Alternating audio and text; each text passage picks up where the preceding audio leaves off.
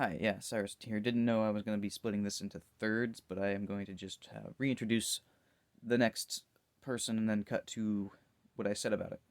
And up next is actually another ghost face. I think the first one from the movies to appear on the list, and that would be Mrs. Loomis. Now, I'm not including when Sydney shoots her, because in my mind, she's fucking dead already. She's fucking dead. Okay? She's dead before Gale even pops out of that fucking. She's dead. She got shot through the neck, through the spinal cord, out the fucking gone. So, yeah. Like, if you want to kill someone, you go there with the knife. So going there with the bullet's gonna do the same thing. And she does not react at all to anything that happens. So, and part of why it's so high is that it's that fucking precise. I mean, Jesus, did Cotton take gun lessons? She was right there.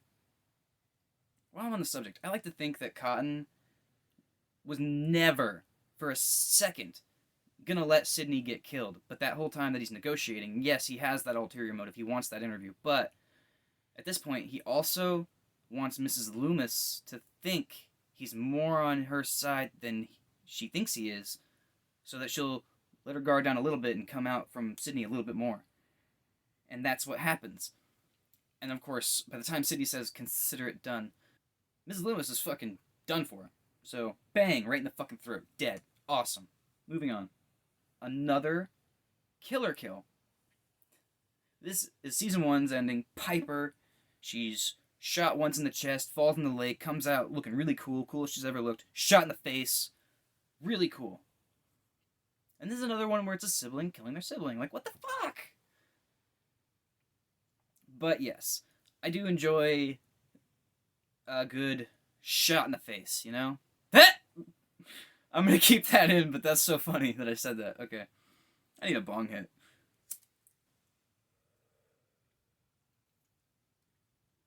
I would imagine that I would not enjoy that. Up next, another killer that's partially wounded, in this case, not killed, but still, by their sibling, which is fucked up. Roman, Scream 3's killer, stabbed 3 times by Sydney, brutal, and then ultimately finished off by Dewey, which is his only kill in the franchise, so props. And I love it. And yeah, there's a scene where he's like getting shot in the chest a bunch of times, but there's a bulletproof vest, so I'm not counting that as like part of his death as much as just prolonging it. It was kind of annoying, to be honest, but it was still neat and fun. The acting was really, it was funny, but I think it went on a little bit too long, or just not long enough. You know that scene where he's stepping on the rakes in The Simpsons, Sideshow Bob? And it's funny for like 3, and it's not really funny for like 4 or 5, and then it's funny again for the next 4 or 5, because it's gone too long, and that's what's funny about it. I think that they didn't quite get there, you know what I mean? But the acting was good in that scene. Up next, we have Stone, and I really don't like the character because he's, like, the way he talks about Tatum's death, like, I mean, she really died in real life, and he's just, like, dissing Dewey about that, and I'm like, what the fuck, fuck you. And then when he gets stabbed in the back, it makes it all the more better, and what really makes this the best backstab kill, other than that, is just that he gets shoved into the knife on a fucking wall behind him, and then hit with a pan a bunch, and then he's still alive long enough to fucking come up to the other guys and be like, you fucking fuck. And then die, because he still thinks Dewey called him for some reason, which, you know, whatever. Those types of voice changers don't exist, so that makes sense that he would think that it was still Dewey. But, yeah. And given how that conversation went, fuck Stone. I'm calling him Stone because Steven Stone is his name, and there's 4 people with Steven in their fucking name. Okay. Sorry. But yeah, Patrick Warburton, he adds a lot to every role he's in. That like, Scream 3 is really funny. I'm gonna move on now, though. Scream 4. Anthony Perkins, another side cop, but this time played by a staple of my childhood, because I love Kangaroo Jack, and there's 2 Kangaroo Jack huge alumni in this franchise, and when I found that out, I was like, what the fuck? But yeah, anyway, I had 2 doses of that what the fuck moment, and it wasn't really what the fuck bad, it was like, whoa. Anyway, his death is that Jill stabs him in the fucking forehead. Now, even if you're gonna argue it was Charlie, neither of them could have done that, and I still think it was Jill. And yeah, that's like the thickest part of the skull. So the idea that like she would have the momentum to do that, it's not really about the sharpness, it's about the momentum at that point and the strength. Sharpness would help, but yeah, I don't know. And then, but what really takes this kill above the others is that she pulls it out, and then he gets out, and he's still alive long enough to just try to fight, but he's blind from the not only the frontal lobe damage, but also the blood in his eyes. So I think that's really fun. And of course, the fuck Bruce Willis line. I mean, I don't know. I'm a big Die Hard fan, but the fifth one was trash. I don't really understand why the line's in there, other than like, yeah, Bruce Willis is the only cop that doesn't die in horror movies, but wouldn't it make more sense to make the Dewey reference? I'm not saying they should have said fuck Dewey, because that would have made me hate him more. And I don't even hate him at this point, but you know what I mean. Like, Dewey's the cop that survives horror movies. Bruce Willis hasn't been in a horror movie that I know of. And if he has, comment below so I can see that shit. Alright, up next we have Tyson. And this kill's good. It's drawn out. It's kind of repetitive as far as the franchise goes, because he's thrown off a balcony the same way Cece was. But he's stabbed in the stomach first, and then he has a fun chase scene, and oh, you motherfucker! That's the funniest shit ever. And then the pulling the rug, and then his neck looks like it snapped there, so that's insane. But then thrown off the balcony, blood everywhere, insane. Moving on. And this would be our final Scream 3 kill. So, last to arrive on the list, last to be mentioned on the list. And you know who it is, because it's a process of elimination. It's Cotton fucking Weary. Cotton Weary? Yes, he's this high on the list. And I love the character, because he has such a weird story through the whole thing. And like I said, my reading of the ending of 2 takes less from his character than I'm assuming most people's reading of the ending of 2 does, and I'll accept that. That's fine. But to open the third movie with his death, and for him to die basically protecting Sydney, I don't know if he knew where she lived, but he did have to have that Diane Sawyer interview, so he had to at least know her mailing address. And the vibe that he gave off to me was more that he was saying that, like, he was deciding not to tell. I know that he probably didn't know, but either way, that gains him some hero points in my mind, and the kill itself is pretty fucking awesome, because it is, like, the best fight, other than Roman versus Sydney. This is Roman's best fight with Cotton. The arm slash, and then the fucking, that whole shit. I'm trying not to think about the extended version, but then he gets stabbed in the chest, and the face, and from the looks of it, I know the editing is, like, really fast, but the way I see it, the knife goes, like, right here where the fucking, the spot eye boogers grow, which to me is just brutal as fuck. And that adds points, too. And also just to have this character be such a big character also adds points. Right, up next we have a big kill from the season 2 of the show. Zoe. This is kind of a Saw ripoff in that, well, she's put in a very terrible way to die, like one of my worst fears. Drowning. She's trapped in a box in the fucking lake or river or whatever the fuck. Doesn't matter. It's water. It's freaky. And she's trapped in the box, drowning. It's recorded. Meanwhile, Noah, who lives, he gets stabbed and put in another box under dirt, and he has to have a phone in there, like, and he thinks it's live streaming her dying with him. They rescue him, and they still hear her on the phone. They go to find her, and they pull her out, and she's fucking dead. And she's been dead for a while, and she's still screaming and dying on the phone. So it's like, not only is it Saw, in that it's a terrible situation to be in, and you're trapped by someone, but also it's Saw in that they have to save Noah, and that they have a video footage of this happening beforehand, and like the whole, it's very, very Saw. So yeah, I wonder how many times I can say Saw in this video. I'm not gonna try to do it more, but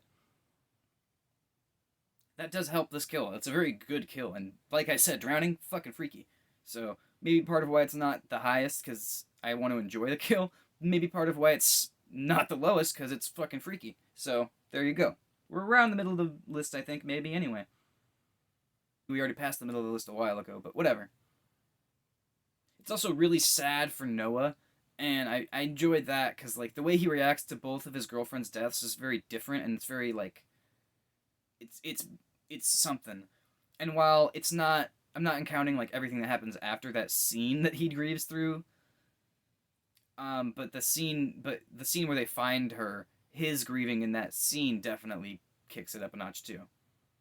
You know what's funny is I did not even watch my other video ranking these kills because it's just all the kills. I don't say anything, and I know it's not accurate because it's 2 years old. And I watched some of the other ones and they're not accurate either. That's why they all say outdated on them now. But apart from the fact that I'm just missing movies because it was 2 years ago, but yeah, I might update some more and actually have them be like this where I explain myself. So if that's what you want, like the video. I'll know that that's the content you want because I do all kinds of shit on here. I don't know what's going to stick unless you tell me. Alright, up next we have Liv, and Liv, she just gets shot in the face, but what's so good about her getting just shot in the face is that, most of the time when the killers reveal themselves, they do too much after that. That's just talking, and as much as it's entertaining to see psychos just go crazy, it's also just, at this point, it's kind of stale, and it always gets them killed, and to immediately reveal yourself by just shooting someone in the face, and then immediately just trying to shoot everyone else. Granted, everyone runs away except Mindy. I mean, Mindy and Tara, I guess, run away too, but, like, Mindy didn't look like she was going anywhere. I don't know, I'm glad they both lived. Speaking of Liv, she gets shot in the fucking face. I don't know what else to say. It's really cool, and yeah. Up next, we have the opening of Scream 4, the other kill, Jenny. And I know I already said I'm not counting the stab kills. Sorry if you really want to know where the fucking throat slit by the door goes, but that would be the highest of those kills. I'm not counting them, though, because they're not real people. I mean, I know none of these are real people, but in the story, these are real people, and that's why they're going on the list. And stab people aren't real people. And while I'm on the subject of Scream 4, I forgot to mention it because I left a little nick on the paper just to tell me to bring it up, and I forgot. But Kirby, she lives, but if she was still dead, where she would go is between Steven Stone and Anthony Perkins. So there you go. I know that was like 5 people ago. Sorry, but yeah, that's where that would have went. But yeah, Jenny, like stabbed in the spine, like mid-spine, so her legs don't work, falls down the fucking stairs, and then has to crawl on the fucking... I've crawled on that kind of concrete before, just because I did, and the garage door coming down on her spine, doesn't matter if it's realistic, it would... I don't even think it would hurt that much because he stabbed her in the spine, but she might still have feeling, maybe? I don't know. Wouldn't everything die below there? Doesn't matter, it's still cool. And then to drag her back in and basically stab her in the fucking face again. Only this time we don't really see where in the face, or even if it is the face, but in my mind it's the face. Yeah, cool kill, good opening. Although I will say that the beginning 2 kills of Scream 4, Marnie and Jenny, are dragged down so much because by the time we hit that point, we're so used to these characters being like stab characters, and it kind of reminds us this is a movie and takes us out of it. But then when we hit Scream, we don't know that we're in Scream yet, so when they die, you don't really know if it's real until the title card comes up, so the kills aren't really impactful until the second viewing. I love the performances of these 2 actresses, Marnie and Jenny, and yeah, I'm gonna move on now. And I know I included where Kirby would be if she died, but I'm not gonna do that with Part 2's attack on Dewey, or Chad's attack in Scream 5, or Mindy's attack, or any of those attacks, because that'd be a different list. You know what I mean? I only did Kirby because in my mind she was dead for 10 years, and in this movie they're like, she's not. And that made it appropriate to me to put it in the list. But yeah, no. I'm not doing that with everyone. And Part 2 Dewey would be top tier. Speaking of Part 2, up next we have Cece, Sarah Michelle Gellar. Love Sarah Michelle Gellar. Love that we have 2 of the Scooby-Doo fucking alumni in this fucking movies. You know what I mean? In these movies. And if anyone who is in charge of anything in Scream sees this, please, for the love of fuck, please get Freddie Prinze Jr. and Linda Cardellini in one of the next few Scream movies you do. I don't give a shit what their role is. If they're delivering pizza, complete this thing in my childhood for me. It would be amazing if you did that. Please. Okay, moving on. Wait, not moving on. I still haven't even talked about Cece's kill. Yeah, good kill. Again, like, as far as, like, kills that have that whole Ghostface talk beforehand that really make the scene that much more memorable, I'm not including those phone calls, so don't kill me for where characters that you know are in that category, you know what I'm talking about, land on this list. Because it's the kills only. It's not the phone calls. That would be a different list. And I'm not going to do that list as far as I know. But yeah, so her getting thrown through the fucking glass panel, like, awesome. It comes back a few times. I think this might be the top of those. I don't know. I'm not going to double check right now. There's too many. But definitely one of the best of those. And then getting stabbed twice in the back, thrown off the balcony, by far the best balcony death. And then, of course, that music transition with the... Up next, another killer. This time it's a Scream 5 killer. And it's Amber. She's got the bottle of hand sanitizer thrown in her fucking face. And then she fucking... And then a few scenes later when she does a bunch of shit that drags her down to my Scream Killers ranking, which, if you know where she lands in that and who she's up against, it's amazing that there's things that dragged her down in that ranking. Because that's a testament to her. But, like, yeah, the whole... No, I'm sorry about Dewey, when you just said he died like a pussy, when he clearly didn't. And all this other shit that kind of drags her down a bit in that, but the reason she's low in this is just because the other kills are better. At this point, I love all these kills, but, like, getting shot through the head. One thing that I will say drags us down a bunch is the line right after she's killed, that's supposed to be this big line, is someone saying they like a movie that I fucking hate with all of my fucking hatred. So, well, not all of my hatred, but some of my hatred. And the Babadook is shit. I don't care. Don't try to change my mind. Sometimes I enjoy the idea of people having a conversation trying to change each other's mind. I'm not going to have that conversation with you about the Babadook. Try something else. I don't care. You want to talk to me about, like, why my least favorite Wrong Turn is your favorite? I can talk to you. Don't talk to me about the fucking Babadook. I hate every character. Terrible. I'm not going to go on about that, but understand that watching this movie, that big scene, that big moment, which would be a great kill, which is a great kill, where someone who's burned to fuck runs out and then gets shot in the fucking head. And that's ruined by a reference to a movie that I hate. And that I tried not to make that a part of this, where this character landed on this ranking at all, because I didn't want to do that. But I don't know how much of that subconsciously slipped through or at all. I try really hard to make sure I'm just doing the kills and not the whole scene. Speaking of that, up next is another killer. Mickey. And this is where I have to cut out a whole chunk of movie and snip it together to get that experience where he's shot first by Mrs. Loomis, and then he shoots Gail, which, you know, whatever, and then he falls down, and then the next time you cut to, they always come back, and he jumps up for no fucking good reason and gets shot a million times. And the amount of gunshots and the fact that there's enough of them to make him do a backflip is why he's this high on this list.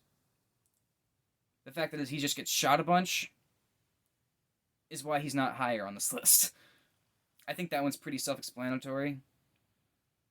Next, we have Maureen Evans. Opening kills of Scream 2. Well, one of them. The other one's higher. But she gets stabbed a bunch of times in a crowded movie theater. Great death scream. Falls over. Really, from here on up, my complaints will be minor, if at all. And sometimes Ones that are higher than this might have a complaint, and some lower won't, but the great will outweigh the good or something. But yeah, as far as Maureen Evans, not a likable character. She spends most of her screen time either ruining the movie experience for other people or just shitting on the movie experience or demanding that her boyfriend pay for the popcorn. I mean, I guess she doesn't want to be there, but like, I'm sure he didn't want to go get popcorn. I don't know. Whatever. If she'd have asked a better way and phrased it less sassily, then it probably wouldn't have bugged me as much. And if she didn't do all the other crazy shit she does, not crazy, but like annoying shit she does, that probably wouldn't have bugged me as much. And I think that part of, like, me not liking her both helps and hinders this kill in a way. And it kind of balances out. Another Ghostface killer. And I'm not keeping track of how many are left and how many I've talked about, but up next, Billy Loomis. Stabbed by Stu in the kitchen. Stabbed by Sydney in the hallway. Shot by Gail and Sydney in the hallway.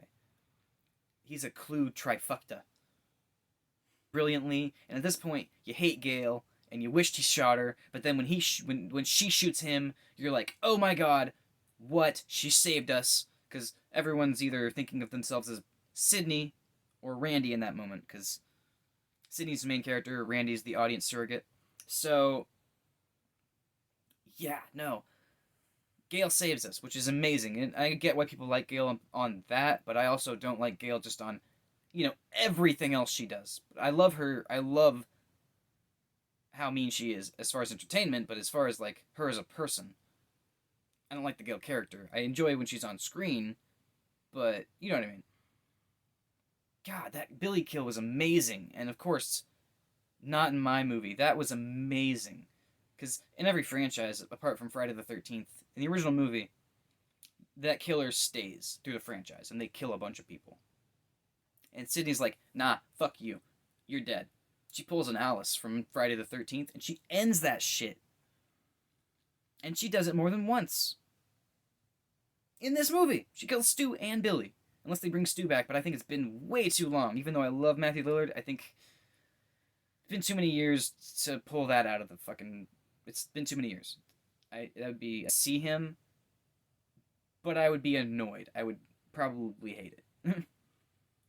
Up next, another original movie kill, and the one I'm the most worried that you're going to be like, why is this not higher? But, again, I'm not counting phone calls. Casey Becker stabs like 3 fucking times, and I think it was Billy, because when she pulls off the mask, her reaction's more of a Billy reaction than a Stu reaction, because she dated Stu. I think she'd have gotten a little more emotional about it.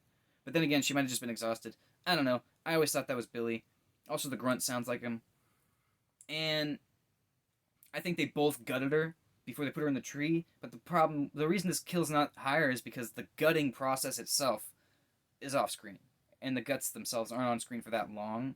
But that shot of that and the parents finding it, it's so good. I mean, this kill, the fact that this kill is here is not a dig on this kill. It's a testament to every other kill.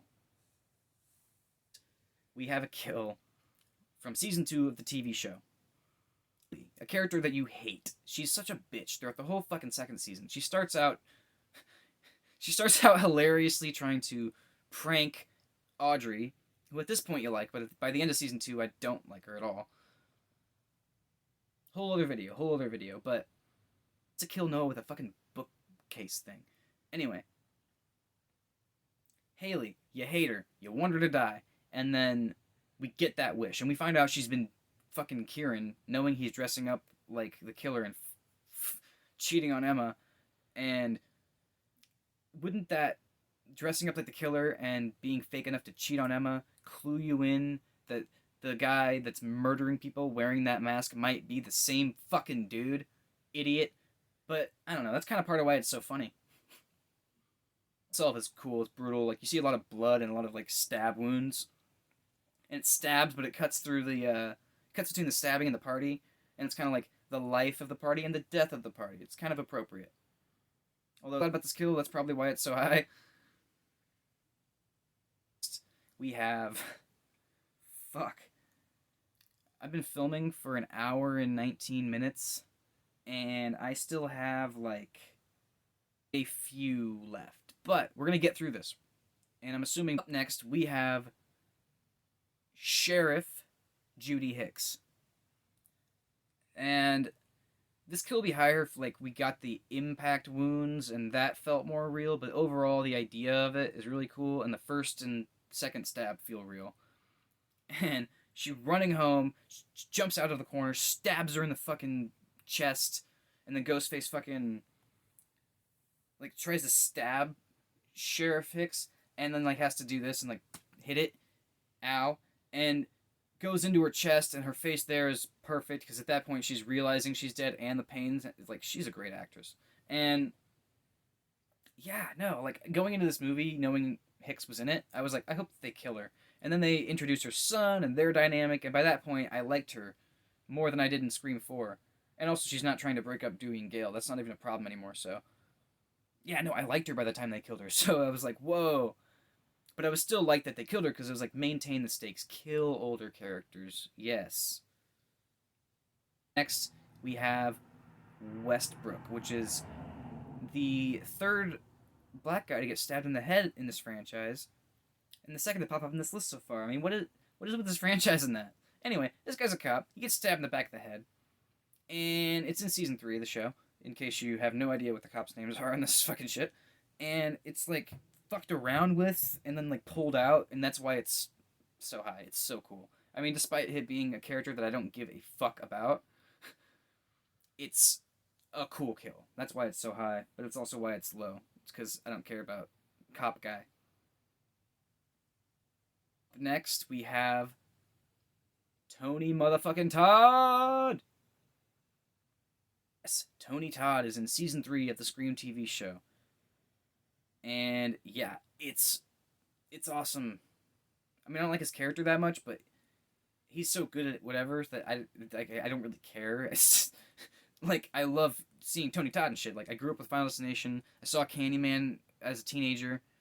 And yes, I would say I grew up before I was a teenager, but God, it was just so good. It was so good. And yeah. And his kill, amazing.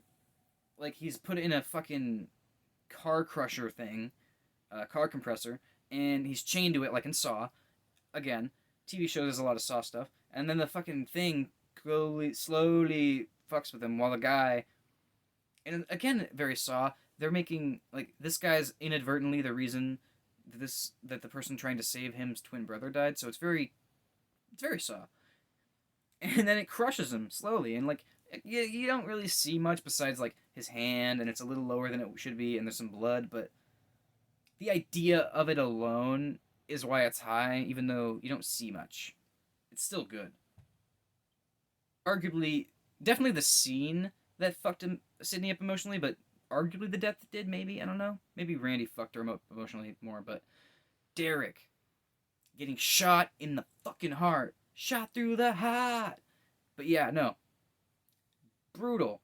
And the whole boyfriend, killer. Again, I'm not trying to make this about the whole scenes, because that would be ridiculous, but again, the whole emotion behind that kill, and that Sydney's like grabs it and she's sad, and then like it's right during an emotional scene where Mickey reveals himself and he gets shot through the fucking heart, and he's an important character, and yeah, it's this high. In the same vein, the next character is just a character that's like a romantic interest to a lead that is an emotional death, and that would be in season 1 of the TV series, Riley.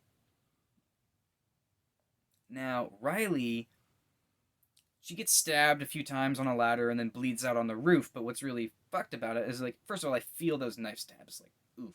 And then she bleeds out on the phone with her boyfriend, and he has to, like, basically be there for her final moments, and that's really what does it. I mean, the whole line, I can see our stars, that was cheesy, and it draws me out of it, but other than that, it was beautifully made, so that's where that lands. Might be controversial to be this high, I don't know, but the principal from the first movie, fucking Billy pops out of there, fucking stabs him 4 times in the chest.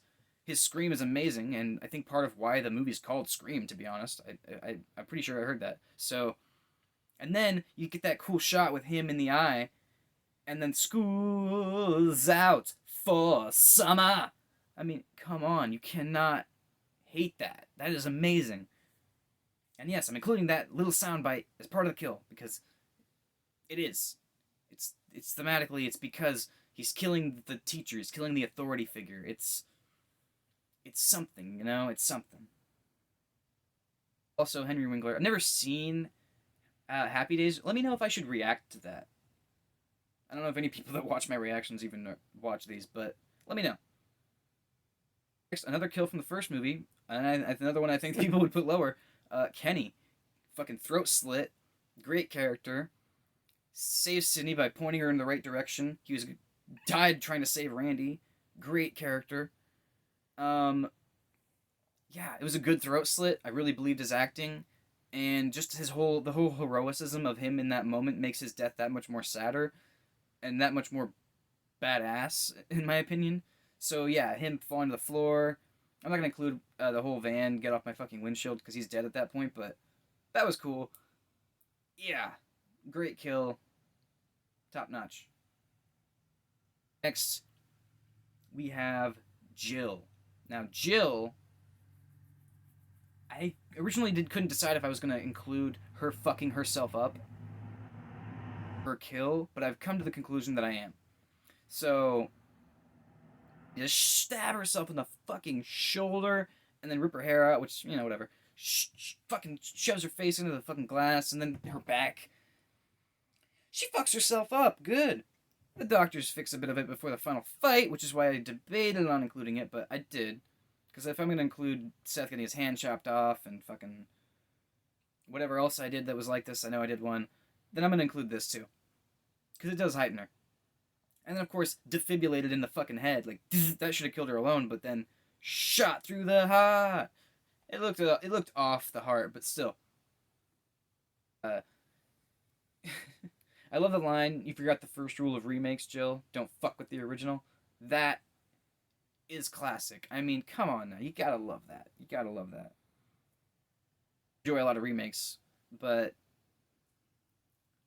I don't know. When you fuck with what the purpose of the content is, that's when you're fucking with it, to me. Changing some story details. Come on now. Next, we have Avery Collins, dickhead douchebag motherfucker who wanted to die, who does, in the first episode of the third season, thrown onto a fucking spike thing from the balcony. Stabbed through. He's in a Ghostface outfit. Beth gets splattered with blood.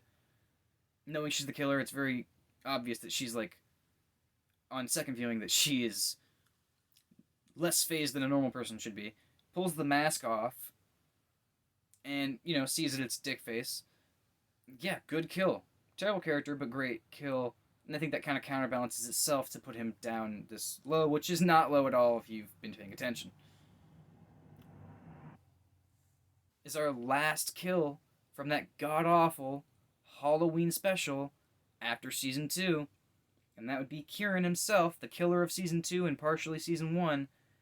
And it's, you know, at first he's not sure if the killer that just killed the guard and busted him out is on his side or not, so he's confused, and he gets his throat slit, and he wants to fight back, but he's got to, like, grab his throat, because he's going to bleed the fuck out, and then he stumbles, and he's trying to get away, and he gets stabbed in the fucking back and the spine and twisted. Brutal.